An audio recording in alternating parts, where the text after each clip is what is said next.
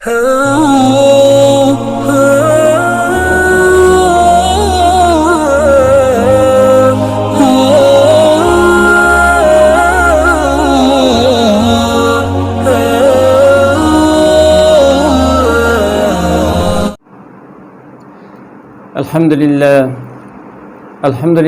وکفا وسلام علی عبادہ الذین اصطفیٰ اما بعد۔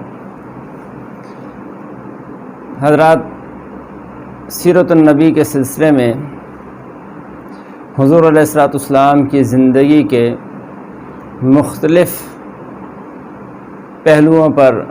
گفتگو جاری تھی۔ آج جس عنوان پر کچھ عرض کرنا ہے وہ ہے آپ صلی اللہ علیہ وسلم کی تجارت کے معاملے میں تعلیمات۔ اللہ جل جلالہ نے حضرت محمد مصطفیٰ صلی اللہ علیہ وسلم کو وہ کامل اور مکمل دین دے کر بھیجا ہے کہ جو مکمل ضابطۂ حیات ہے، اور انسانی زندگی کا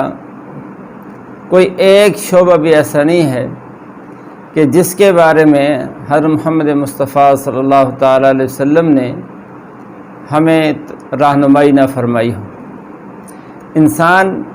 اپنی زندگی کو دین کے مطابق گزارنا چاہے، اور پھر انسانی زندگی کا کوئی ایک شعبہ بھی ایسا نہیں ہے کہ جس شعبے کو انسان دین کے تابع کرنا چاہے اور اس بارے میں کوئی دین رہنمائی نہ کرے، اور حضور علیہ السلام کی تعلیمات کے اندر اس بارے میں کوئی رہنمائی اور ہدایات نہ ہو، ایسا نہیں ہو سکتا۔ تو حضور علیہ السلام نے تجارت کے معاملے میں بھی، کاروبار کے معاملے میں بھی امت کو بہترین رہنمائی دی ہے، بلکہ حضور علیہ السلام نے زراعت کو، تجارت کو، ملازمت کو اور کمائی کے جو یہ ذرائع ہیں ان کے بارے میں فرمایا کہ یہ آمدن کے بہترین ذرائع ہیں۔ اور حضور علیہ السلام نے اپنی زبان اقدس سے بھی ہدایات دی ہیں، اور خود حضور علیہ السلام نے کاروبار اور تجارت کر کے بھی امت کے لیے بہترین نمونہ چھوڑا ہے۔ اور حضور علیہ السلام نے نبوت ملنے سے پہلے آپ علیہ السلام نے کاروبار کیا ہے، تجارت کی ہے، اور حضرت خدیجہ الکبریٰ رضی اللہ تعالی عنہا سے جو نکاح ہوا، اس نکاح کا سبب ہی حضور علیہ السلام کی تجارت، اور تجارت کے اندر حضور علیہ السلام کی سچائی، صداقت اور امانت، یہی ذریعہ بنی حضور علیہ السلام کا حضرت خدیجہ الکبریٰ سے نکاح کا۔ اور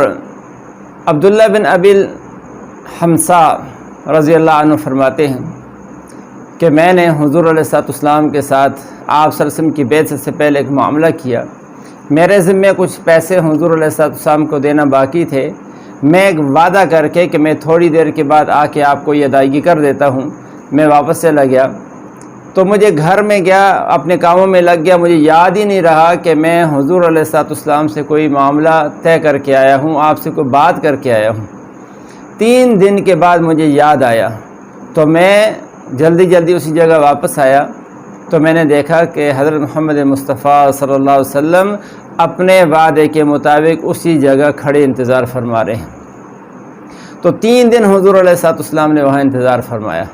اور اس کے بعد عبداللہ بن ابی الحمصا فرماتے ہیں کہ حضور علیہ السلام نے مجھے ڈانٹا نہیں، جھڑکا نہیں، برا بھلا نہیں کہا، اتنا کہا کہ تم نے مجھے زحمت دی ہے کہ میں 3 دن سے اس جگہ کھڑا تمہاری انتظار کر رہا ہوں۔ اور اسی طرح عبداللہ بن صائب رضی اللہ تعالیٰ عنہ فرماتے ہیں کہ میں حضور علیہ السلام کا مکی زندگی کے اندر کاروباری پارٹنر تھا، تجارت میں آپ صلی اللہ علیہ وسلم کا شریک تھا۔ تو جب میں بعد میں مدینہ میں آپ علیہ السلام کی خدمت میں حاضر ہوا، تو حضور علیہ السلام نے مجھے پوچھا کہ آپ نے مجھے پہچانا ہے؟ تو میں نے عرض کیا کہ کیوں نہیں پہچانا؟ میں نے عرض کیا کہ کنت شریکی فنعم الشریک، کہ آپ میرے شریک کاروبار تھے، میرے کاروبار میں پارٹنر تھے، اور بہت ہی اچھے پارٹنر تھے آپ۔ اور فرمایا کہ میں نے کہا اس کے لا تداری ولا تمہاری، تو آپ تو نہ تو کسی کی بات ٹالتے تھے اور نہ ہی کاروباری معاملات میں جھگڑا کھڑا کرتے تھے، جھگڑتے بھی تھے نہیں تھے، کسی کی بات کو ٹالتے بھی نہیں تھے۔ اسی طرح ان کے بھائی قیس بن صائب مخزومی ہیں،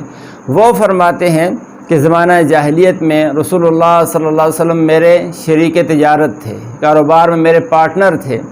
تو آپ علیہ الصلوۃ والسلام کیسے پارٹنر تھے، کیسے شریک تھے؟ کہتے ہیں کہ کان خیر شریکی لا یماری ولا یشاری، آپ صلی اللہ علیہ وسلم بہترین پارٹنر تھے کاروبار کے، اور آپ صلی اللہ علیہ وسلم نہ جھگڑتے تھے اور نہ ہی کسی سے کسی قسم کا مناقشہ کرتے تھے۔ تو یہ حضور علیہ الصلوۃ والسلام کی اپنی ذاتی زندگی ہے کہ آپ علیہ الصلوۃ والسلام نے کاروبار اور تجارت کس طرح سے کر کے دکھایا، اور پھر حضور علیہ الصلوۃ والسلام نے امت کو بھی تعلیم دی ہے اور سکھایا ہے کہ تجارت کرنی ہے، کاروبار کرنا ہے تو کس انداز سے کرنا ہے۔ چنانچہ ایک روایت کے اندر اللہ کے نبی فرماتے ہیں کہ التاجر الصدوق الامین مع النبیین والصدیقین والشہداء والصالحین، کہ فرمایا کہ جو تاجر سچا تاجر ہوگا، امانت دار تاجر ہوگا، اس کا عشر وہ انبیاء کے ساتھ، صدیقین کے ساتھ، شہداء اور صالحین کے ساتھ اس کا عشر ہوگا۔ تو حضور علیہ الصلوۃ والسلام نے سچے اور امانت دار تاجر کے فضائل بیان فرمائے ہیں۔ فرمایا جو آدمی اپنی تجارت میں سچا ہو،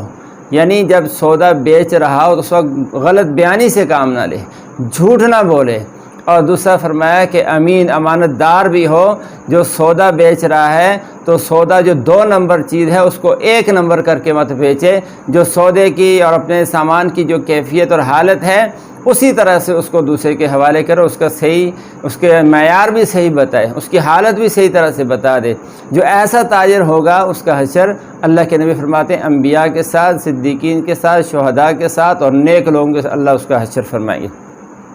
تو اس روایت کے اندر 2 چیزیں اللہ کے نبی نے بیان فرمائی، ایک یہ کہ گفتگو میں سچا ہو، اور دوسرا فرمایا کہ معاملے میں دیانتداری سے کام لے۔ یہ دونوں کام مشکل ہیں، لیکن جو آدمی طے کر لیتا ہے اللہ اس کے لیے آسان فرما دیتے ہیں۔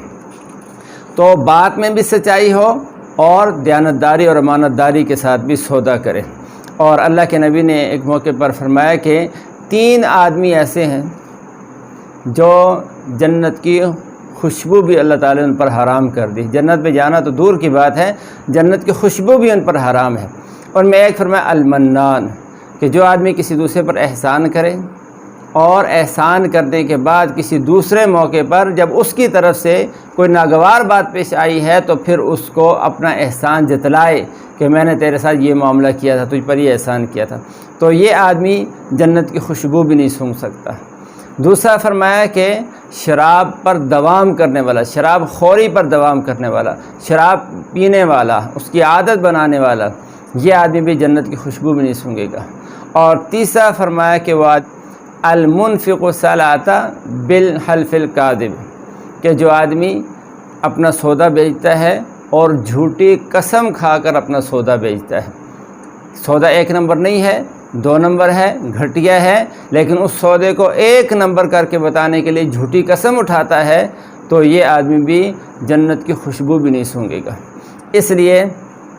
یہ اللہ کے نبی کی تجارت کے بارے میں ہدایات ہیں۔ تو لہذا جو لوگ جھوٹی قسمیں کھا کے، جھوٹ بول کے اپنا سودا بیچتے ہیں، ان کو اس معاملے میں ذرا غور کرنا چاہیے۔ اسی طرح اللہ کے نبی نے یہ ارشاد فرمایا کہ تجارت کے اصول حضور علیہ الصلوۃ والسلام نے وضع کیے ہیں، اور فرمایا کہ تجارت میں جھوٹ نہیں ہونا چاہیے، بددیانتی نہیں ہونا چاہیے،